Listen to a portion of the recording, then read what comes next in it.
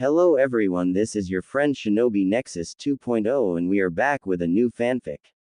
Which is what Naruto got Harem with Anko Hinata and Fem Kyuubi Part 1. And if you enjoy this fanfic then please press the like button and subscribe to my channel for more fanfic like this. And now let's start the fanfic. Konohagakure no Sato, October 10th. It was October 10th and in Konohagakure no Sato or Konoha for short the annual celebration of the defeat of the Kyuubi no Kitsune or nine-tailed demon fox, 5 years ago was in full swing. However, one person in particular was not celebrating, no, quite the opposite, in fact his was running for his life. This person was none other than 5-year-old Naruto Uzumaki Namikaze, son of the Yondaime Hokage Minato Namikaze and his wife Kushina Uzumaki Namikaze and the Jinchuriki of the Kyuubi. Not that he knew any of that. Now you are probably wondering, how does he contain the Kyuubi when it was killed 5 years ago? Well, the Kyuubi is what is known as a biju, which are near infinite amounts of chakra and yuki given form, which makes it impossible to kill them, so they can only be sealed. However, due to the Kyuubi being the strongest of the biju, it can only be sealed in a newborn baby, and Naruto was the only baby born on October 10th when the Kyuubi attacked, so the Yondaime Hokage Minato Namikaze was forced to seal the Kyuubi into Naruto, which resulted in the death of not only himself but also Kushina, leaving Naruto an orphan. The Sandaime Hokage Hiruzen Sarutobi was forced to retake the position of Hokage and tried to keep Naruto safe by keeping his status as the container of the Kyuubi a secret, but the civilian council found out and spread the word. In response, Hiruzen created a law that prevented the adults from telling the younger generation, so Naruto could at least have a chance at making friends. However, that didn't stop some of the more violent people from sometimes hunting the boy down to try and kill the demon, which leads us to where we are now. Naruto was running from another mob of people trying to kill him when he ran into a dead end. "This way he went in here," yelled one of the people of the mob chasing Naruto. "Shit, they are getting closer and I'm trapped," thought Naruto frantically when he suddenly hears a voice. "Hold on, kid." Suddenly everything goes black. Mindscape. Drip. Drip. Drip. Ah, what the hell? Naruto opens his eyes to see himself in what looks like a sewer. Great, the villagers must have caught me and threw me in the sewer again. Well, might as well get up and get out of here. Naruto begins to get up when he hears a voice from behind him. "Come this way, kid, it's time for us to meet." Naruto turns around to see a large gate with a piece of paper on it that reads seal and walks towards it when he notices a huge fox with 9 tails behind it, Kyuubi. He screams and falls back. "Yes, kid, I am the Kyuubi no Kitsune and we are in your mindscape now. You are probably wondering why you are here and how I am here." At this, Naruto just nods. "Well, kid, the story begins back when the first Hokage Hashirama Senju fought Madara Uchiha at the Valley of the End. Madara somehow managed to summon me from my den and then used that damned hack's eyes of his, the Sharingan, to control me to fight for him. However, Hashirama's wife Mito Uzumaki was able to use her mastery of seals to seal me within herself. After the battle was over and both Madara and Hashirama were dead, Mito returned to the village and lived her life, and over time me and her would sometimes talk to each other in her mindscape. However, time passed and Mito grew older to the point where she was nearing end, and we began to talk about what would happen when she died. We had discovered that when she dies I would be free again, and upon realizing this we decided that if I was free somebody might control me again someday and cause more destruction, so we decided that I would be transferred into someone else before Mito died. This led to Mito choosing a young girl named Kushina Uzumaki to become my next container. She was your mother, kid." At this, Naruto's eyes widened and small tears formed at the corners of them. "Yes, your mother was my container before you, kid. Over time she would come into her mindscape and we would talk about various things like her life, the status of the world outside the seal and other things. And we grew close to the point where we saw each other as sisters." Naruto begins to open his mouth to ask a question, but Kyuubi cuts him off. "Yes, kid, I am a girl. One day she told me about how she fell in love with a young man by the name of Minato Namikaze and how they got married. She even brought him into her mindscape sometimes to talk to me. At first I didn't like him, but after talking with him grew to like him and see him as a little brother. One day they both came in and told me that Kushina was pregnant. At this, Naruto suddenly interrupts, but wait, if Kushina was my mother, then that would mean that Minato Namikaze is my father, but he was the Yondaime Hokage. Yes, kid, Minato Namikaze is your father. Now please don't interrupt again. Now after telling me that Kushina was pregnant, we started celebrating. When we were done, I told you parents that I would like to give you a gift. Of course they asked why I would do this, and I simple said that they were the closest thing I have ever had to a family, and any child of theirs I would also consider family. They asked what the gift was, and I told them of a bloodline that I had created using the remains of creatures that I came across when I was young. Needless to say, they were shocked and honored and accepted, so I began to implant the bloodline into your DNA. However, the night you were born, tragedy struck. At this, the Kyuubi lowers her head for a moment, so Naruto asks, what happened? After a moment, the Kyuubi continues her story.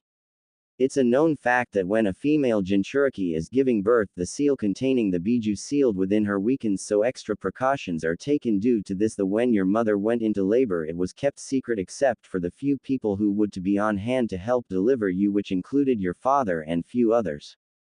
However, somehow the secret was let out, and a man came right after you were born and held you hostage before kidnapping your mother and extracting me from her. He then placed me under a genjutsu just like Madara did and forced me to attack Konoha. Your father was able to lead me away from Konoha to where your mother, and you were in hopes of sealing me back into your mother.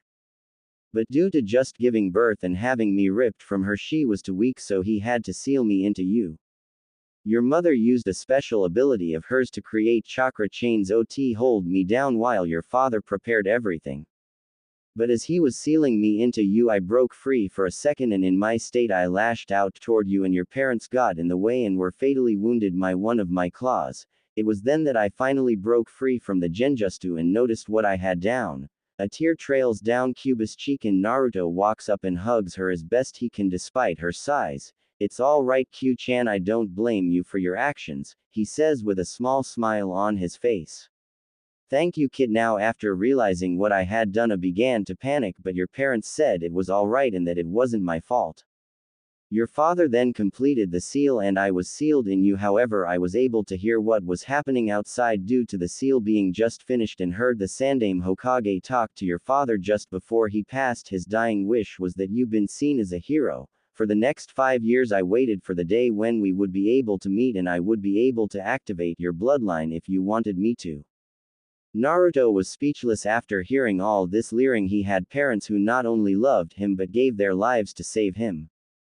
That his father was the Yondaime Hokage, that he had the Kyuubi sealed in him, and that he had a bloodline waiting to be activated, but realized that he would follow in his parents' footsteps and protect the village just like they had. With determination in his eyes, he then spoke, Kyuubi, please activate my bloodline. My parents gave their lives to not only protect me but also the village, so I will follow in their footsteps. I will use this gift from you to protect those who are precious to me like my parents did before me, and that includes you.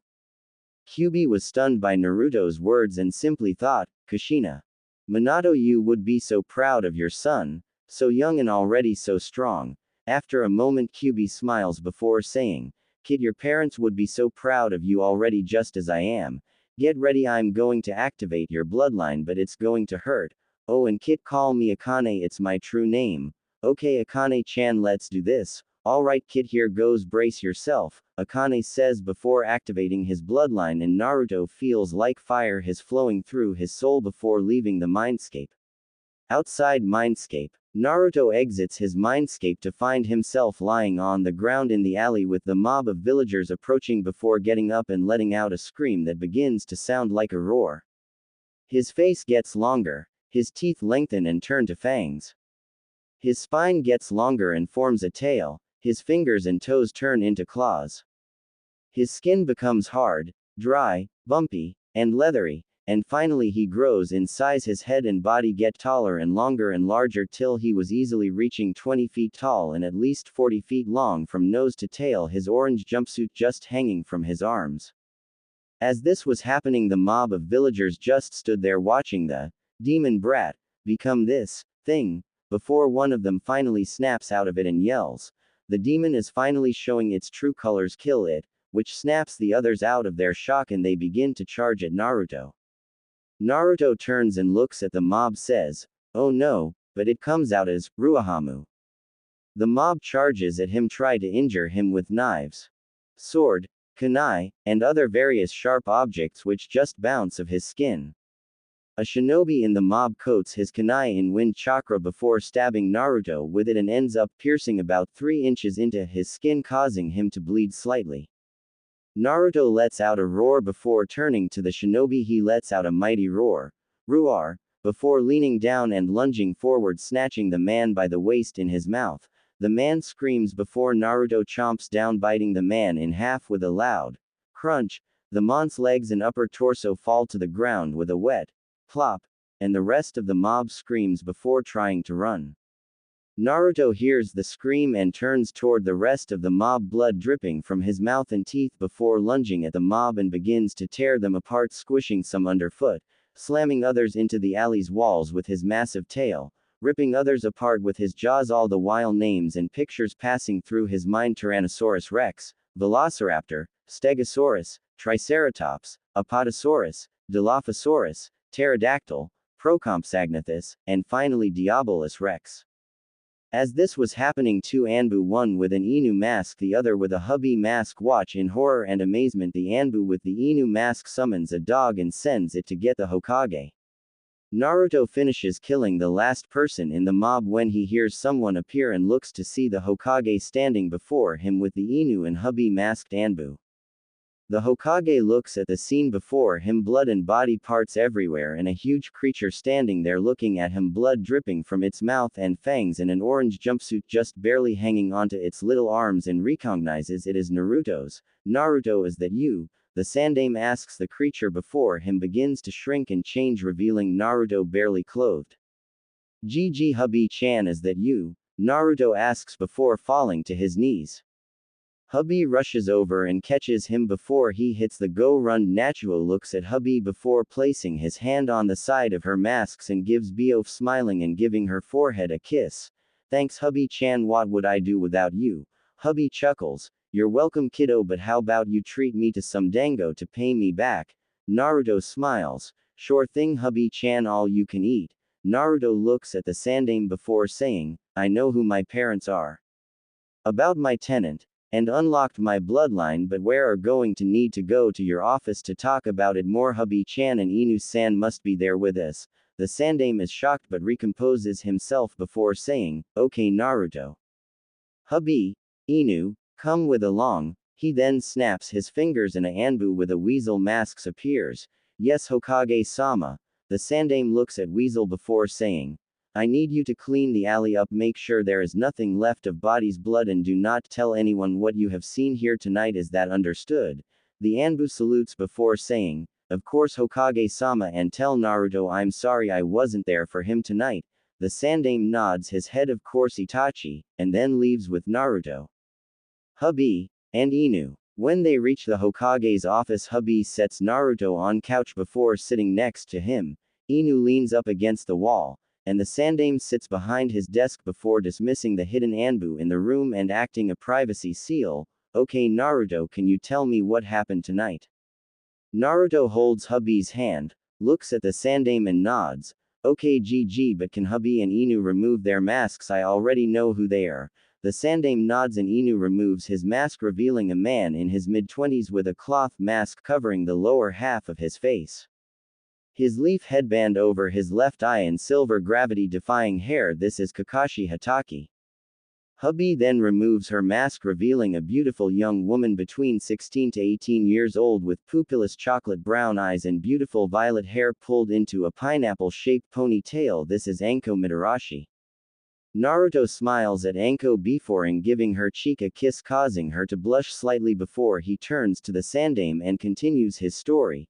"It started when," and then proceeds to tell him everything that happened from being chased into that alley by the mob, meeting the Kyuubi, her telling him her story and about his parents, the relationship between them and herself, along with how she gave him his bloodline, how he left his mindscape and turned into the creature which he is calling a dinosaur, how he defended himself from the mob before hubby, Inu, Hiruzen himself showed up, When he is done, everyone is speechless with there was on the ground before Anko snaps out of it and yells, "Hell yeah, the strongest being alive is a female. Take that ISTS." This proceeds to snap Kakashi and Hiruzen out of their shocked state, and the Sandame finally says, "I'm getting too old for this shit. Okay, I'm classifying everything said here as AS rank secret. Now Naruto, what do you want to do?" Naruto thinks for a second before saying, "Well GG, I want to make my parents proud and protect the village and my precious people like you, Ayame-chan, Toichi Oji-san, and Anko-chan, so I want to be a shinobi." Hiruzen smiles and thinks, "Minato, Kushina, you would be so proud of your son." "Okay Naruto, so you want to join the academy?" Naruto shakes his head. "Actually GG, I was hoping Anko-chan would teach me, since the academy teachers would try to sabotage my learning. And it would allow me to train with my bloodline and learn what I can with it. Plus Akane-chan said she wants to train me in some of her Kitsune and Akuma styles." The Hokage and Kakashi look amazed by how much thought he has put into this in such a short amount of time, while Anko has a slight blush due to Naruto wanting her to be his teacher. After a few minutes of thinking, the Sandame finally speaks. "Okay Naruto, you have a good point. Anko can train you, but you will have to graduate with your age group." Naruto smiles brightly and nods his head. "Thanks GG, just you wait, by the time my age group graduates I will be really strong, that way I can protect my precious people."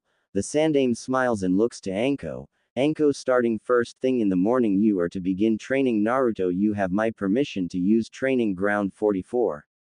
Actually I would recommend you use it and both of you live in the tower at the center of it, that way we can keep not only his bloodline a secret for as long as possible, but also the fact that he is training so early." Anko nods. "Of course old man, I was planning on doing that anyway. Come on Naruto, let's go get some rest before your torture training." "Yeah, training starts tomorrow." She then grabs Naruto and D both leave in a shushin. Kakashi nods to the Sandame and leaves himself. Hiruzen leans back in his chair. "So what do you think of all this, Jiraiya?" The wall next to the window shimmers before revealing a tall man with white spike hair, wearing wooden clogs, a red kabuki-style outfit with a large scroll tied to the back of his waist, and a headband that reads, "Oil," on it. Jiraiya thinks for a minute. "Well sensei, if he is anything like Minato and Kushina, then he is going to be a powerhouse in the near future. Then there is the Kyuubi and her story, I believe it. Minato once told me about when he went with Kushina into her mindscape and met her and befriended her, which made the whole her attacking Konoha for no reason so fishy in the first place, seeing how she loved Kushina and Minato like siblings. Then there is that bloodline of his, it's amazing. So if you add all this up, he could very easily be the strongest person to walk the elemental nations since the Sage of Six Paths, which adds more evidence to him being the child of prophecy that the Elder Toad spoke of." The Sandame nods his head. "That's what I thought too, Jiraiya." Jiraiya smiles and hands the Sandame a scroll. "Well, here is the latest info from my sources, sensei. Now if you'll excuse me, I have some research to do." He then giggles perversely and leaves through the window. The Sandame wipes a little blood from his nose, chuckles before getting up and looking out the window, and thinks, "Naruto, you are already so strong for dealing with how the idiots of this village treat you, and you will only continue to grow stronger from now on, and I'm sure your parents are already proud of you. I know I am." The next morning Naruto wakes up to feel something snuggling his left side and looks over to see Anko using him like a body pillow. A small smile comes to his face as he thinks, "She really is just like Attila kid at times like this." He wiggles out of Anko's grip before placing a pillow in his place so she won't wake up before walking out of the bedroom and towards the kitchen to make breakfast. Anko wakes to the smell of something delicious and gets up, noticing Naruto isn't in bed anymore. As she walks to kitchen to see Naruto cooking breakfast, she yawns before asking Naruto, "Good morning Naruto, what's for breakfast?" and sits down at the table. A small sly smile comes to Naruto's face before answering, "Well Anko-chan, we have an egg omelette with cheese, onions, sausage, toast, slices of bacon, and last but not least we have." Anko's eyes widen with each thing he lists off before getting impatient that he is stalling. "Okay, what's the last thing we're having?" Another sly smile comes to Naruto's face. "Well, the last thing is some of my special Naruto dango." As soon he finishes, Anko jumps from her chair and glomps him. "Oh Naru-kun, you spoil me," he smiles. "Of course I do, Anko-chan, but you're worth it. Now let's eat before starting my training." Anko nods and they eat breakfast. After finishing breakfast, both of them showering and getting dressed, they leave the tower to start training. Anko turns to Naruto. "Okay Naruto, let's start by unlocking you chakra." Naruto nods and forms the Ram seal and concentrating. After a minute or so, a massive burst of chakra erupts around him, nearly knocking Anko off her feet before dying down. Anko stands there with her jaw on the ground thinking, "Holy shit, that was more chakra than my entire reserves, and he is only 5 years old." After recovering from her shocked state, Anko looks at Naruto and smiles. "Well Naruto-kun, you certainly full of surprises, cause you just released more chakra than I have in my entire reserves. Now that you have unlocked your chakra, the torture training can finally begin." She then smiles sadistically. "Get ready Naruto, cause the fun is about to start." Naruto merely gulps before thinking, "Well, I did ask for this, so who am I to complain?" He nods before saying, "I'm ready Anko-sensei, let's start." And so began Naruto's 8 years of torture training. 1 month later, Naruto had been training with Anko for a month, learning various things including taijutsu, ninjutsu, kenjutsu, shurikenjutsu, tactics, stealth, and traps. Akane-chan had been teaching him her kitsune and akuma styles in his mindscape at night, along with how to use his bloodline, which he had named Saurian Soul. And one night, while doing some late-night training in his bloodline, he noticed something that set for a series of events that would change the lives of more people than he knew. Naruto was training in the newest form of his bloodline that he had unlocked. It was medium-sized, at about 6 to 8 feet tall and about 12 feet long. Its body was lean while at the same time muscular. His teeth were medium-sized, backwards facing like snake fangs and razor-sharp. His arms were medium length and had 3 claws for fingers, but the most intimidating feature of the form was the 2 6-inch long claws on his feet, one on each foot. From what he remembered when the images and names passed through his mind a month earlier, this dinosaur was called a velociraptor, liked to hunt in packs, and was incredibly smart. Naruto was running through the forest of death in his velociraptor form, getting used to its speed, evasiveness, and enhanced senses, hunting a boar so that he could make Anko something special for dinner due to it being the 1-month anniversary of when they started training. When he smelled something strange coming from the direction of the Hyuga compound, it smelled of fear, and considering it was heading away from the compound, he figured something was wrong and headed out to see what was happening. 5 minutes earlier, a tall man dressed in all black with Kumogakure headband was running from the Hyuga compound with a large sack over his shoulder. In said sack was 5-year-old Hinata Hyuga, firstborn daughter of clan head Hiyashi Hyuga. She had been sleeping when a man came into her room and kidnapped her, and was now taking her who knows where to do who knows what to her, and she was terrified, praying that anyone would come save her. The man smirked, thinking how easy it had been to kidnap the young Hyuga heiress so that Kumo would finally get the Byakugan bloodline. He had been given a mission by the village's council to pose as the ambassador of the village and go to Konoha to talk about establishing a peace treaty as cover to sneak and kidnap the young Hyuga heiress. He had already kidnapped the young girl and was on his way to Kumo when he noticed something up ahead. It looked like some kind of large bipedal lizard-like thing that had 3 claws on each hand, and on each foot was a long menacing-looking claw in addition to the others. It just stood there looking at him. Naruto had made it back to village fairly quickly and noticed a tall man in black with a large sack over his shoulder that was the source of the fear he smelled earlier. And instantly realized that someone was being kidnapped by this man, so he quickly thought of a plan and put it into action. He created 2 shadow clones, glad that Anko had taught him the jutsu, and due to him using it so much had mastered it, making him able to do it without having to use hand seals. He mentally commanded the 2 velociraptor clones of himself to take up a pincer formation around the man. After they left, he stood out in the open and looked at the man. The man looked at the creature before him for a minute before deciding enough was enough. "I don't know what you are, but you best get out of here before I kill." The creature just tilted its head to the side. The man set the sack down and took out a kunai. "Fine, have it your way, don't say I didn't warn you," and charged at the creature. As he made it to the halfway point between them, he thought, stupid creature doesn't stand a chance. Should have just left. Better finish this quick before anyone shows up. All these thoughts were running through his head as he got closer and closer. He never noticed the two shadows come out on either side of him.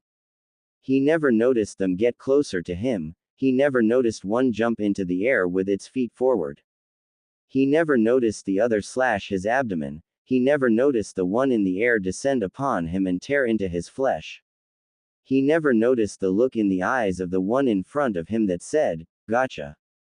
He never noticed any of these things, until it was too late. He felt his abdomen get sliced open. He felt the large claws of the one in the air slice into his back and pin him to the ground. He felt the teeth of the one his back grip the back of his neck. He felt fear as the pressure increased. He felt his neck start to twist as the creature turned its head sharply. Then he felt no more as his neck snapped, severing his spine from his brain, killing him. Naruto looked at the man before him, dead from his clone, snapping his neck before dismissing his clones, tilting his head towards the sky and letting out a roar, that coughing like one that velociraptors do in the movies, before changing back to his normal form and walking over to the sack and opening it. Hinata was terrified. The man had set her down, and then she heard him saying something, and then everything was quiet. She heard footsteps walking toward her before opening the bag. She expected to see the scary man that had put her in the bag, not a boy that had sun-blonde hair, the most beautiful blue eyes she had ever seen, 3 whisker-like marks on each cheek, smiling at her as he helped her out of the bag. Naruto helped the girl out of the bag as he took in her appearance. She had midnight blue hair cut into a Harem style.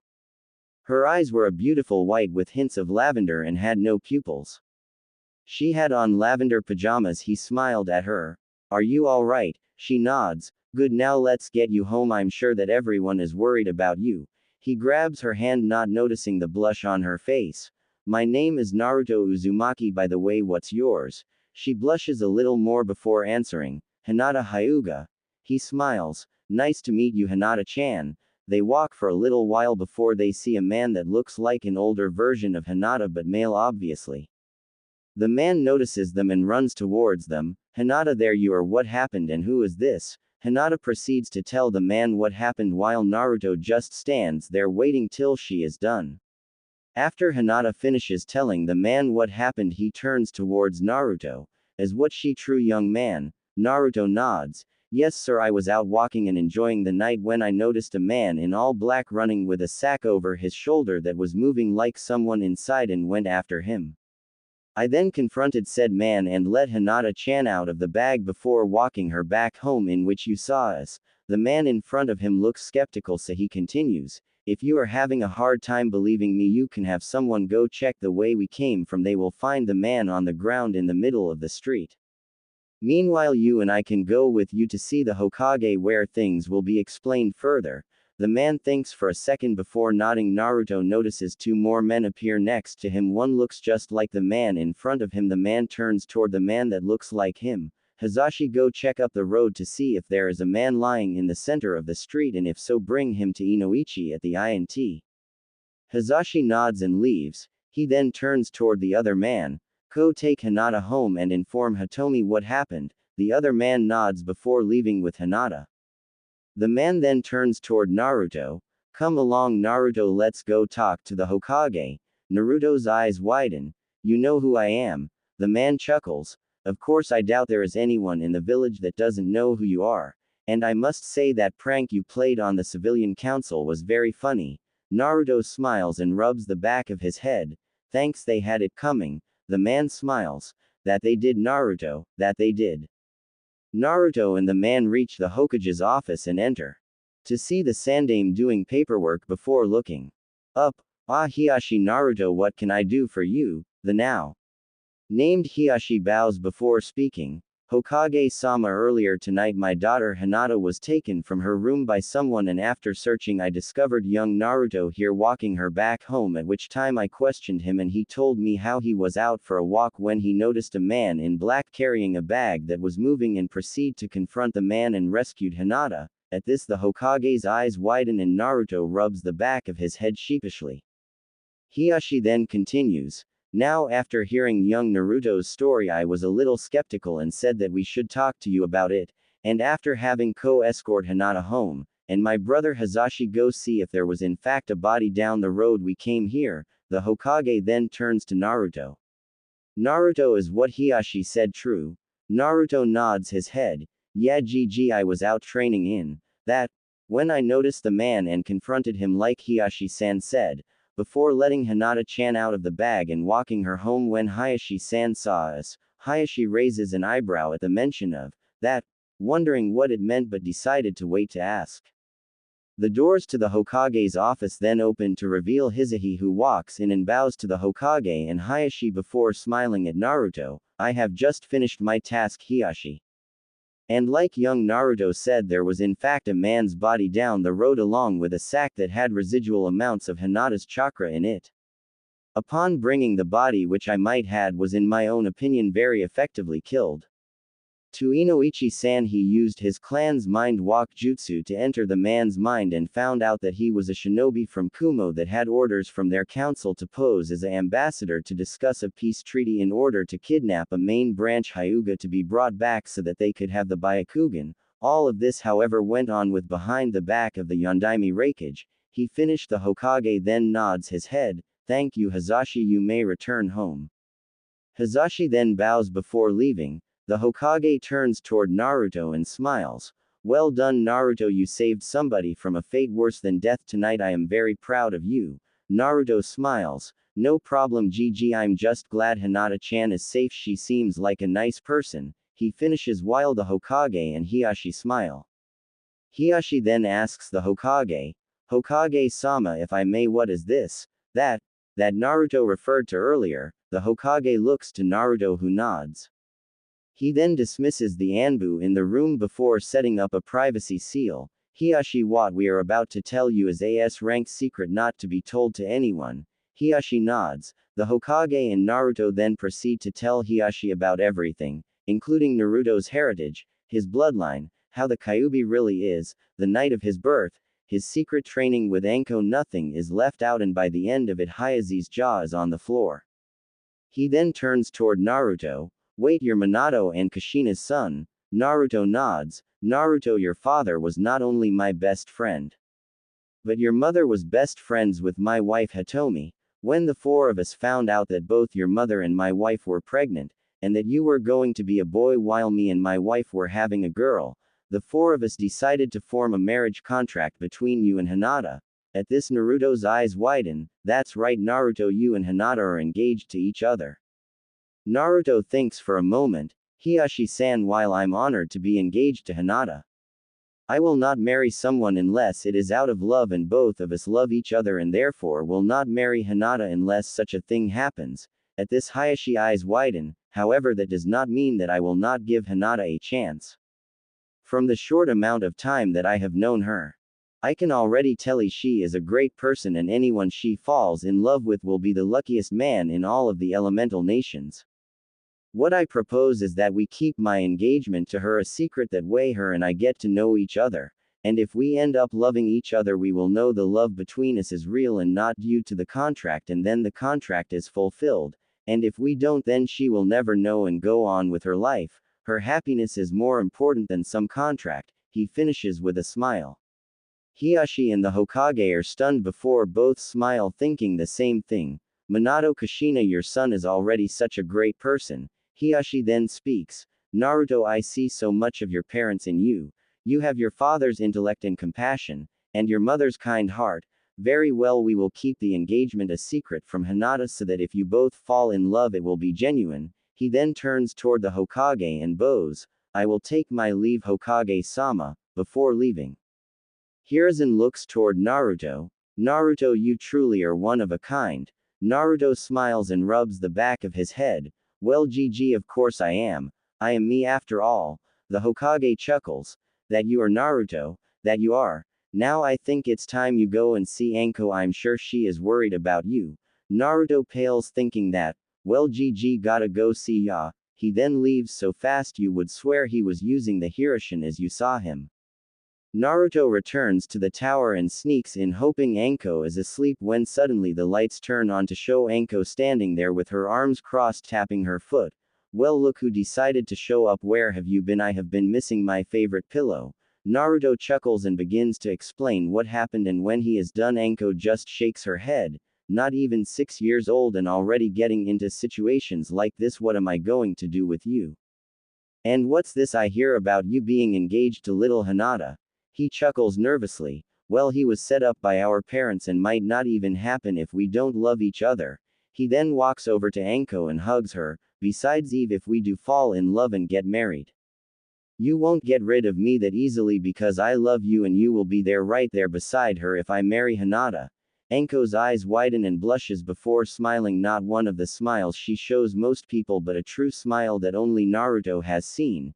You got that right, Gaki, but that's not for a while. After all, what would people think of me marrying a Gaki like you? Naruto chuckles. They would think that I am the luckiest guy in the world for having a woman as incredible and beautiful as you as my wife. He then stands on his tiptoes and kisses her cheek. Now let's go to bed. We have a lot of training to do and only 7 years and 11 months to do it. She smiles. You got that right, Gaki. They then go into the bedroom and go to sleep with Anko cuddling Naruto like he is a body pillow. 7 years 11 months later. A 5 feet 8 inches tall 13-year-old with sun-blonde hair, blue eyes and 3 whisker-like marks on each cheek stands on the roof of a building next to the Ninja Academy. He is wearing black steel-toe combat boots, dark red cargo pants, a fishnet shirt that shows of his six-pack abs and chest, a long red trench coat with red flames on the bottom that goes down to his ankles. On the back of the trench coat near the top are the words, Saurian Soul, in gold lettering. And underneath it there is some kind of creature's skull, Jurassic Park logo. On his right arm there is a tattoo of a crimson nine-tailed fox.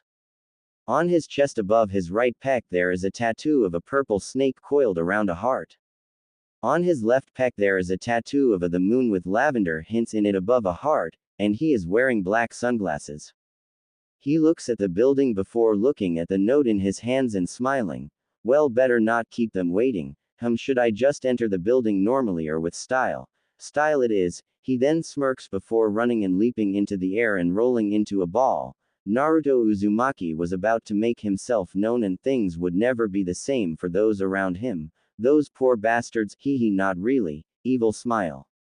Iruka Umino was many things: a man in his mid-late 20s, a shinobi of Konoha, a teacher of the next generation of Konoha's shinobi, and finally an orphan from the Kyuubi attack 13 years ago. However, as he walked into his classroom with his assistant teacher Mizuki, he couldn't help but feel like something was going to happen today that would not only be hilarious but also make a fool of him, but he pushed it aside for the moment and looked upon his class.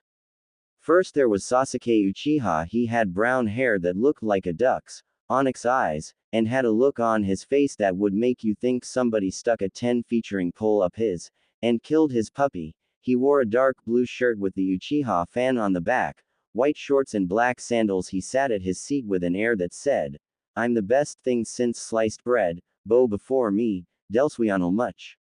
Asterisk. Next there was Choji Akamaiki Tub, big-boned, boy munching on a bag of chips. He had on a gray shirt, tan shorts, and a pair of sandals. Next to him sat his best friend Shikamaru Nara. Shikamaru Nara is one of the smartest people in the village like the rest of his clan, but he was also one of the laziest, also like the rest of his clan, the males anyway. The females, however, were energetic and would often be seen whacking their husbands, boyfriends, or brothers over the head with frying pans they seemed to pull out of thin hair. He had brown hair pulled into a pineapple ponytail. He wore a brown shirt and black pants with gray sandals. He had his head down on his desk and was currently sleeping. Next was Shino Aburame. He has black hair and wore a long closed trench coat that covered his entire body up to his nose and wore black sunglasses that hid his eyes. Next to him sat Kiba Inuzuka. Kiba Inuzuka is a loud, brash, perverted boy who wore a gray jacket with the hood over his head, brown shorts, and sandals. Like the rest of his clan, he had 2 fang tattoos on his cheeks, and his nin dog companion Akamaru, a little puppy with white fur, sat on his head. Next was Ino Yamanaka. He has long blonde hair pulled into a ponytail, and wore a purple top and shorts. She, like the majority of the females in the class, was a fangirl chasing after Sasuke. Sitting next to her was the class banshee, Sakura Haruno. She wore a red dress with blue sandals. She had pink hair and green eyes, and also, like the majority of the girls in the class, she too was a fangirl chasing Sasuke. Next there was Hinata Hyuga. She had changed a lot in the last 7 years. She had grown to be around 5 feet 3 inches. Her hair had grown and no reaches mid-back. She wears a baggy beige jacket that hides her mid-C cup S and long blue pants. The rest of the kids in the class were just no-name civilians that Iruka really didn't bother remembering the names of, cause they probably wouldn't appear again after this chapter. Where did that come from? He thought before shaking his head. He then clears his throat, trying to get the class's attention. No effect, so he tries a few more times before a tick mark appears on his forehead. Okay, shut up and pay attention, he yells. Instantly the class does so, causing him to smile. Okay, now today is the day of the graduation exam that will determine if you become shinobi or not. He begins before the one of the windows in the classroom break, and a black ball flies through before attaching itself to the blackboard. The ball pops open, revealing a banner that says, "The IEST Man Alive.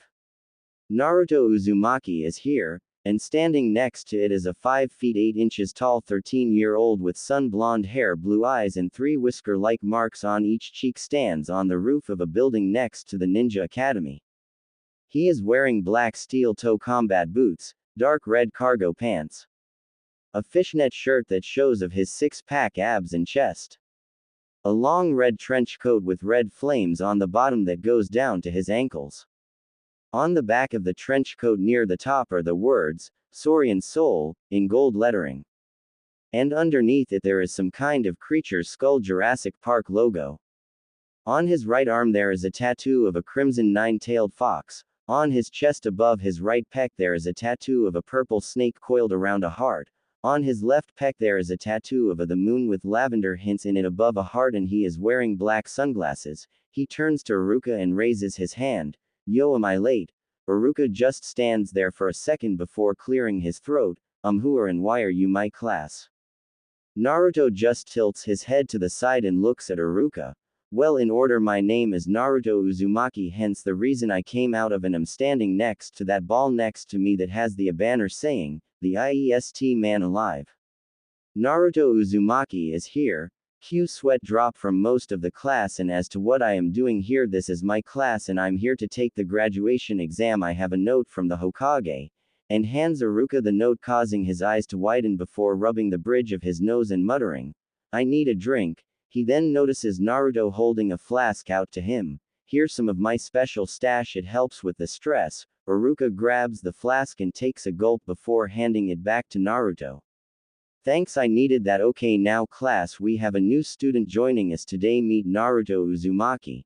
Naruto raises his hand. "Yo, nice to meet you." Suddenly there was a yell of, "Iruka-sensei, why does this nobody get to just join at the end of the year when we're graduating? Only someone as awesome as Sasuke-kun should be able to do that." "I just died a little writing that," was the yell of the class banshee, Sakura. "Yeah, Sakura." After recovering and stopping his ears from bleeding, Iruka looks at Sakura before saying, "First, Sakura, he has a note signed by the Hokage himself saying he can. And secondly, if you ever yell like that again, I will have you clean the Akamichi sewer system. Unidle it sparkles with your toothbrush," which caused many of the class to go green in the face, but none more so than Sakura. After composing himself, he turns to Naruto and says, "Okay, Naruto, how about you tell us a little about yourself?" Naruto smiles before nodding. "Okay, Iruka-sensei. My name is Naruto Uzumaki, the wiest man alive." Cue sweat drop from Iruka. "My likes are training, ramen, foxes, snakes and reptiles in general, the moon, my hubby Heim, my lavender moon Heim, music, singing and playing my guitar, cooking. My dislikes are traitors, rapists, perverts, the time it takes to cook ramen, and people who can't tell the difference between a kunai and the scroll it's sealed in. My dream for the future is to get stronger to protect my precious people, bring peace to the elemental nations, become Hokage, and have a family." He finishes with smile. Iruka and the class sit there speechless for a bit before there is a loud squeal and a midnight blue-haired blur rockets into Naruto, who just catches it and twirls around before stopping. He looks at the person in his arms and smiles. "Hello Hinata-chan, did you miss me?" Her answer was to put her arms around his neck and kiss him on the lips passionately as he wraps his arms around her waist. This causes various reactions among the class. Druka has his jaw on the ground and a little blood dripping down his nose, and the rest of the class has their jaws on the floor. After ending the kiss, Naruto looks Hinata in the eyes and smiles. "I'll take that as a yes," she responds by tapping him on the chest lightly. Naruto looks at the class. "What, haven't you ever seen someone kiss their fiancé before?" This causes everyone's jaws to go deeper into the floor and more blood to leak from Iruka's nose. After a few minutes everyone recovers and Iruka clears his throat. "Okay Naruto, Hinata, if you will take your seats we will start the written exam." Naruto and Hinata nod before giving each other a quick kiss on the lips and going to their seats. Iruka then has Mizuki pass out the tests, who then proceeds to give everyone a test before coming to Naruto and gives him his while before turning around and smiling to himself while he thinks, "Let's see the demon brat pass that." Naruto looks at the test and notices that they are at least Junin level questions, realizing that it's under a genjutsu before thinking, "So he is one of the people who hates me for holding Akane-chan. Well, let's just fix this, shall we? Akane-chan. You got that right Naruto-kun, let's show then what happens when they mess with my little brother." Akane speaks through the mental link they set up a few years back. Naruto then dispels the genjutsu and answers the questions, getting them all right, and then waits for everyone else to finish. 30 minutes later, Iruka looks at the clock before turning to the class. "All right, that's time, pencils down and bring your tests to me before heading outside to the training field." Everyone gets up and heads outside. Everyone stands outside at the throwing range as Iruka and Mizuki walk up. "Okay, now we will test your shurikenjutsu. When I call your name, come up and pick up 10 shuriken and 10 kunai and throw them at the training dummies." He then proceeds to call people one by one. Choji gets a 7/10 for both shuriken and kunai. Shikamaru gets a 6/10 for shuriken and kunai, barely trying while trying enough so he passes. Shino gets a 7/10 for shuriken and 8/10 for kunai. Kiba gets a 7/10 for both shuriken and kunai. Both Ino and Sakura get 6/10 for both shuriken and kunai. Hinata gets a 8/10 for both kunai and shuriken. Sasuke gets a 8/10 for shuriken and a 9/10 for kunai, causing his fangirls to scream about how he is the best. He walks from the throwing spot and gives Naruto a look that says, "Beat that Dobi." Naruto just ignores him. Iruka then calls Naruto's name. Naruto walks up to the line and picks up the kunai and shuriken. Iruka looks at him and says, "Whenever you're ready Naruto." Naruto nods and gets into a throwing stance before throwing all 10 kunai at once, followed by all 10 shuriken. After he is done, most of the class laughs, thinking he missed, and Sakura yells, "The baka can't even hit the target." Everyone then looks to Iruka, who has his eyes wide and his jaw wide open before turning to Naruto. "Great job Naruto, perfect score and bonus points for hitting other vital points." This shuts everyone up and Sakura yells, "What are you taking about, sensei? He missed everyone." Iruka then turns to Sakura. "No Sakura, he not only hit everyone, he placed them in places that are all fatal, ranging from the throat, lungs, kidneys, liver, and finally the eyes." This shuts her up while everyone just looks on with wide eyes, and Sasuke grits his teeth due to the Dobi getting a higher score. Iruka then says, "Okay, next up is Taijutsu. First up is Shino Aburame vs. Random Civilian 1. Iruka starts the match and within a few minutes the winner is Shino. Next is Choji vs. Shikamaru. Shikamaru forfeits, stating it's too troublesome. Then Ino vs. Sakura, which ends in a draw. Next is Kiba vs. Random Civilian 2 and Kiba wins fairly quickly. Hinata wins against Random Civilian 3. Finally Iruka calls Sasuke Uchiha vs. Naruto Uzumaki. Naruto steps into the ring and gets into a stance as Sasuke walks into the ring. "You should give up now Dobi, there is no way you can beat me and Uchiha, we are the elite of this village, no one is better than us," as he gets into the Uchiha Interceptor fist style. Naruto just laughs. If that's the case Sasuke, then why haven't there been any Uchiha Hokages then? If your clan is the best like you say, then by definition every single Hokage would have been one, or at least one of them would have been, but nope, there isn't a single Hokage that's been an Uchiha, so that must mean your clan isn't as great as you say it is. Everyone just stands there in silence before Kiba and the rest of the boys start laughing. Hinata giggles while Sakura and the rest of the fangirls start screaming at Naruto. Sasuke gets furious before yelling, "I will kill you Dobi," and charging at Naruto. Sasuke throws a wild pooch at Naruto's head, but Naruto just moves his head to the side before giving a hard uppercut to Sasuke's chin, sending him flying into the air. Naruto then jumps into the air, delivers a devastating axe kick to Sasuke's stomach, send him crashing into the ground where he bounces off the ground. Naruto then lands beside him before delivering a spin kick which sends him flying out of the ring into a tree. Everyone stands there in silence watching what can only be described as a slaughter before Sasuke goes flying out of the ring and hits a tree. Iruka recovers from his shock before saying, "Winner Naruto Uzumaki."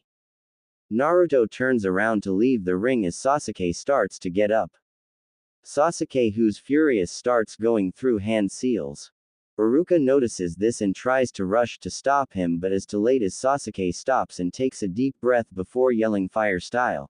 Grand Fireball Jutsu. A medium-sized fire blows out of his mouth and heads toward Naruto, who turns around just in time to see the fireball hit him.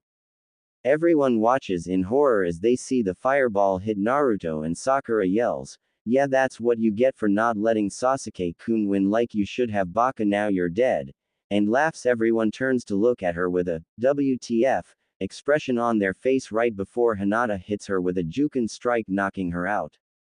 Sasuke begins laughing manically. "That's what you get, Dobi, when you go against an elite like myself." He then suddenly feels something cold and metal on his throat and turns to see Naruto next to him, completely unharmed, holding a kunai to his throat with a murderous look in his eyes. Before he says, "So you think you can try to kill a fellow leaf shinobi just they beat you in perfectly legal spar? You do know that what you just did counts as treason, right, Tem? Which means I am well within my rights to simply end you life right here, you pathetic sack of shit. Why your brother left you alive instead of someone like your mother or his friend Shunsui, I will never know, but understand this right now, Sasuke. If you ever try to kill another leaf shinobi, I will personally cut your balls off. Cut your eyes out of head and make you eat them before placing your balls in your eye sockets, before cutting that tiny pentacle of yours and shove it down your throat, before shoving my foot so far up Yori will force the pole that's stuck up there out your mouth. Do I make myself clear?" he yelled, leaking massive amounts of ki. Killing intent, all pointed directly at Sasuke, who could only nod slowly as he pissed and shit his pants before passing out. Naruto turns toward Iruka and says, "Sorry about that, Iruka-sensei, just had to get a point across to the Tem, and considering how thick his skull is, I thought it would be best if I went about it that way." Iruka nods his head. "Very well, Naruto, considering what Sasuke attempted, you are well within your right to do that. And I will be brining his actions up with the Hokage. So he will definitely get punished." Naruto nods his head.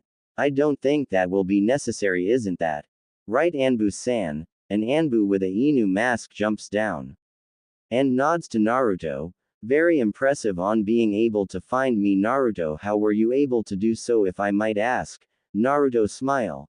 "I was able to smell you." The Anbu just stand there. "And what do I smell like, if I might ask?" Naruto beckons the Anbu over and whispers in his ear. The Anbu suddenly flinches before standing up. "Well, I will keep that in mind, Naruto, and thank you for the advice. Now I will take the Uchiha to clean himself up before taking him to the Hokage. Have a nice day." Naruto smiles. "You too, Inu-san." The Anbu then leaves. Naruto turns toward the class and asks, "What?" Iruka looks at him and asks, "What did you tell him, Naruto?" Naruto pats his fist into his palm and his eyes a little before grinning sadistically. "I told him he smells like semen, alcohol, and shame, and that he may want to lay off on playing his skin flute before going out on patrol, or at least take a shower to wash of the shame and smell before he does so." Iruka and everyone just stand there with their jaws on the ground before bursting out in laughter.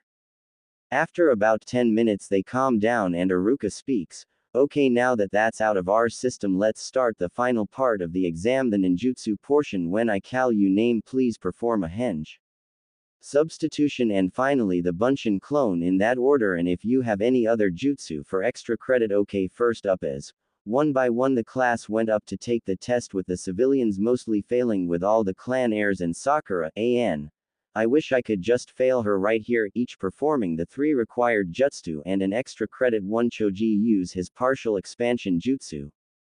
Shikamaru use his Kajimane jutsu. Ino use her mind-body switch jutsu on Shikamaru to make him do an embarrassing dance. Shino used his clan's bug clone jutsu. Kiba used his clan's man-beast clone with Akamaru. Sakura used some pathetic genjutsu on random civilian 4. Hinata used her clan's 32 palm strike, and finally it was Naruto's turn. Aruka looks at Naruto. Okay Naruto, please perform the henge. Naruto nods and instantly changes into a perfect copy of the Yondaime before Aruka gives him the signal to release it. Very good Naruto, a perfect transformation, and without hand seals bonus points for that. Now please perform the substitution. Naruto nods and smiles sadistically. Suddenly there is a poof of smoke in the sandaime as they're reading a very familiar orange book with blood leaking from his nose. Aruka looks at him and clears his throat. Hokage-sama. The sandaime looks up and sees Aruka and everyone else before asking, Naruto. Aruka nods his head and suddenly the Hokage goes up in a poof of smoke and Naruto is standing there again snickering. Aruka sighs and looks at Naruto. Okay Naruto, now please perform the bunshin. Naruto tilts his head and asks, Aruka-sensei, can it be a variation of the bunshin? Aruka nods his head and Naruto then closes his eyes. Suddenly the whole training field goes up in smoke. When it clears there are at least 500 Naruto clones standing there doing various things from cleaning their nails to play rock paper scissors with each other.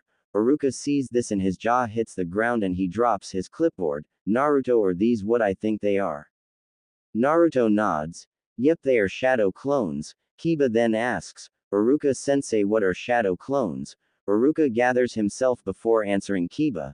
The shadow clone jutsu is AA rank kinjutsu due to the large amount of chakra needed to perform it. It requires so much chakra that most Junin can only make between 5 to 10 before they run out of chakra. Hokage-sama himself could only make around 100 when he was in his prime, but for Naruto to make over 500 in one sitting and not even be winded is astounding alone, but to do so at the age of 13 is just mind-boggling. Everyone's jaws hit the ground as they look at Naruto. Aruka finally recovers from the shock as Naruto dispels the clones. Okay Naruto, I have a feeling I am going to regret saying this, but do you have a jutsu you would like to perform for extra credit? Not that you need it at this point. Another sadistic smile appears on Naruto's face, sending shivers down everyone's spines before he says, yeah Aruka-sensei, but everyone needs to step back, it's kind of big. Aruka nods and steps with everyone else. Naruto closes his eyes before suddenly opening them and saying, Saurian Soul, Tyrannosaurus Rex. Naruto then begins to change, his face gets longer. His teeth lengthen and turn to fangs, his spine gets longer and forms a tail, his fingers and toes turn into claws, his skin becomes hard, dry, bumpy, and leathery, and finally he grows in size. His head and body get taller and larger till he was easily reaching 20 feet tall and at least 40 feet long from nose to tail. Everyone minus Hinata looks on in shock and terror at the creature before them as it raises its head to the sky and lets out a loud roar, before changing back to Naruto. When he was done changing back, Aruka finally recovers from his shock before shakily asking Naruto, Naruto, what was that? Naruto chuckles. That Aruka-sensei is part of my never-before-seen bloodline called Saurian Soul. However, I can't go into details about what it is and what I can do, but I can tell I can turn into creatures similar to that one. He finishes with another sadistic smile. Aruka sighs and runs the bridge of his nose. Okay Naruto, I understand and you get extra credit for it. Now that the end of the exam, those of you that passed come back in a week for team placements. After saying that, everyone begins to leave. Naruto and Hinata leave holding hands. As they walk, Naruto turns to Hinata. So Hinata, how was the academy? Hinata giggles. Well, Naruto-kun, it was okay, but it would have been better if you were there with me. He smiles. I know Hinata-chan, but you know why I couldn't be there with you. She smiles sadly. Yeah, can't believe how stupid the villagers are. Naruto laughs. You can me both. Anko-chan says hi by the way and looks forward to the next time she can help you train. Hinata shivers at that, remembering the couple of times she asked Anko to help her train. After meeting Anko, the two started to talk about various things like girl stuff, the future, and of course Naruto, and after some time they decided that they would share Naruto because due to how his early childhood had been, they believed he should get as much love as possible, and if that means they share him, then all the better. They also decided that if any other girls were to come into his life, then as long as they truly loved him, then they were welcome to share him with them. Hinata smiles while remembering that. They continue to walk and it begins to get darker, so Naruto decided to walk Hinata home. As they near the Hyuga compound, Naruto remembers something. Hey Hinata-chan, do you still have that little gift Anko-chan gave you when you two decided to share me?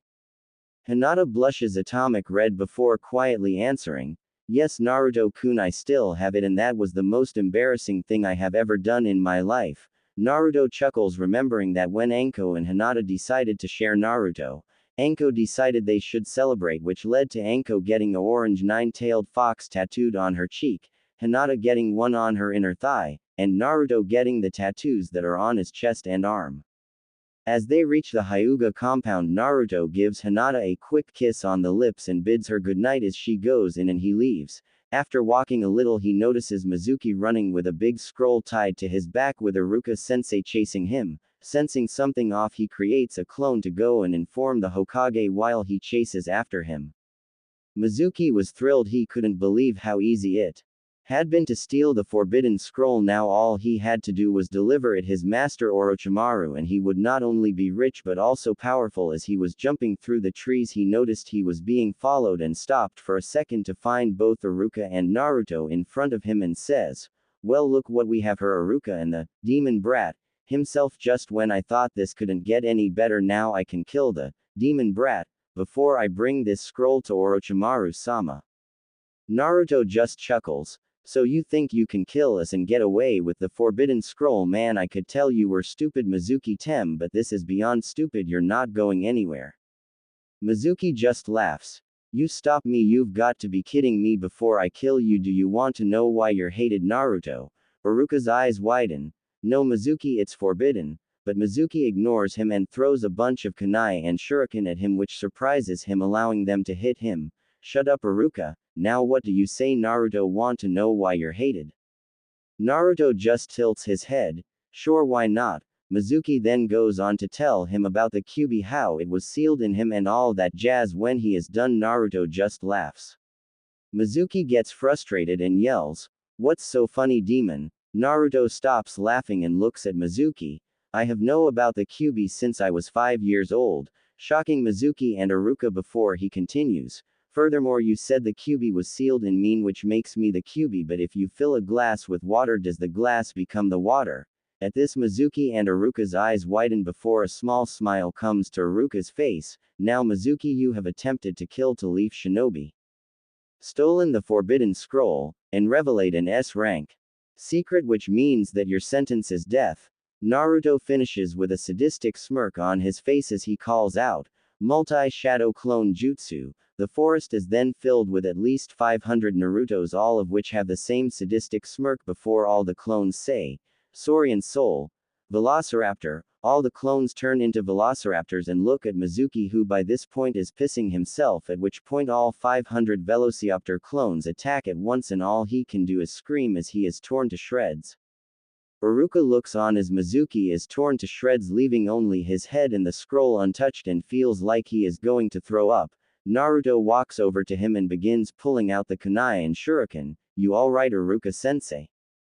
Iruka nods before saying, Naruto, about what Mizuki said, but Naruto cuts him off. It's okay, Iruka-sensei, like I said, I have known since I was 5, and when GG shows UOP and we get back to his office, everything will be explained. Naruto then finishes pulling out the last of the shuriken and kunai before going over and picking up the forbidden scroll in Mizuki's head just as the Hokage and some Anbu show up.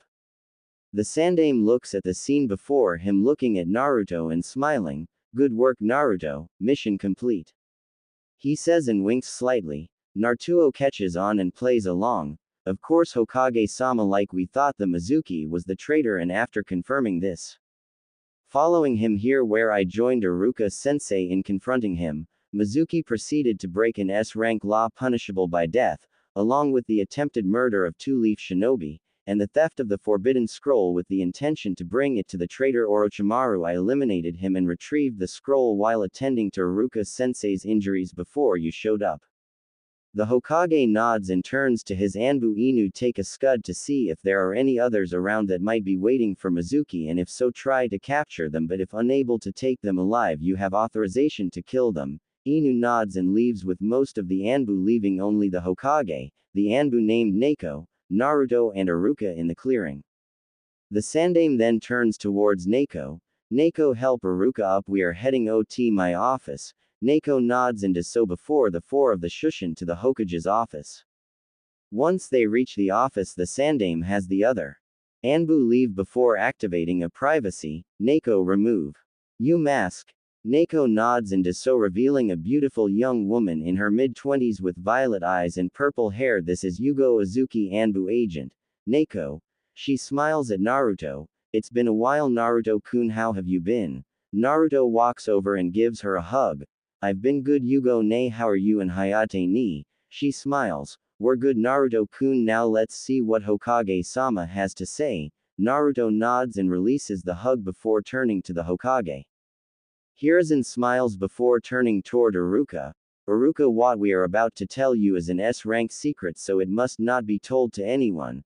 Iruka gulps and nods. The Hokage and Naruto then proceed to tell Iruka everything about Naruto, his parents, the Kyuubi, the relationship between them and so on. By the time they are done Iruka's mind is blown. The Hokage then tells him he can and he does so. Yugo then gives Naruto another hug before leaving herself. Naruto then turns towards the Hokage, who smiles at him and pulls out some money. Naruto, I am classifying this incident as an A- rank mission for you, so here is your pay. And I have to say, you haven't even been a shinobi for a day yet and already captured a traitor. I look forward to seeing your career, my boy, if this is just the start of it. Naruto smiles.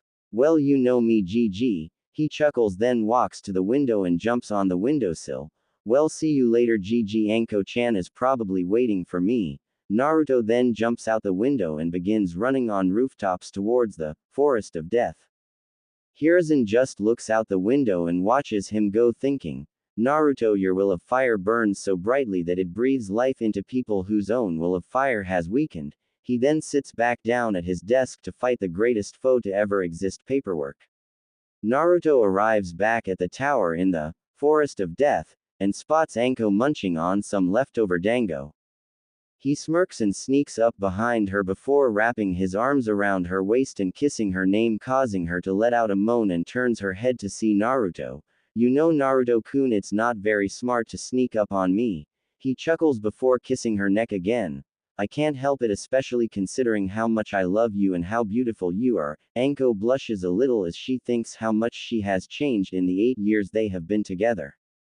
She still wears her violet hair in the same pineapple ponytail. She now wears a long tan trench coat that reaches her heels. She has on a black miniskirt held up by a belt that has a snake wrapped around a fox head holding it up. She wears a black mini top with a fishnet mesh shirt covering it, black shin guards and arm guards, and a pair of black combat boots like Naruto. Naruto sits down at the table and grabs a stick of dango as Anko asks, so how was your first and last day of the academy? Naruto smiles and begins to tell her how his day went, starting with how he entered the classroom, which causes her to laugh and tell him, good job. He then tells her how everyone reacted to not only him joining them but him being Hinata's fiancé, which makes her laugh. Naruto then tells her about the tests, how Mizuki tried to sabotage, and how Sasuke tried to kill him after being beaten, which caused her to nearly storm out and kill the Tem before Naruto calms her down and tells her how he dealt with him. Then he tells her of the ninjutsu test and how he got extra credit, which causes her to laugh again. Naruto then tells her how he walked Hinata home and found out she still has the tattoo on her inner thigh. Anko blushes a little before laughing at that, remembering that day. Naruto then tells her about taking care of Mizuki, saving Iruka, and returning the forbidden scroll to Gigi. When he finishes, Anko just looks at him and smiles. All that in less than a day of being a shinobi. Damn Naruto-kun, that's impressive. She then gives him a quick kiss on the lips before getting up and leads him to the bedroom. Come on Naruto-kun, time for bed, you've had a busy day and need your rest, Anko says as she begins undressing until she is in just her purple bra and thong before getting under the blankets. Naruto then gets undressed till he is in his burnt orange boxers and get under the blankets next to her, holding her in his arms before kissing her forehead. Good night my hubby queen, he says. She smiles and kisses his forehead. Good night by Foxy King, she says as they fall asleep in each other's arms. Naruto woke the next morning to find his vision blocked by something, and judging by how soft it was, he had a very good idea as to what it was. Anko's D cup s. He smiles and thinks, I don't know how you do it, Anko-chan, but why is it that every morning you somehow end up without your bra even though you were wearing it when we went to bed? He slides out from under her and places a pillow in his place before covering her back up with the blanket and going to make breakfast.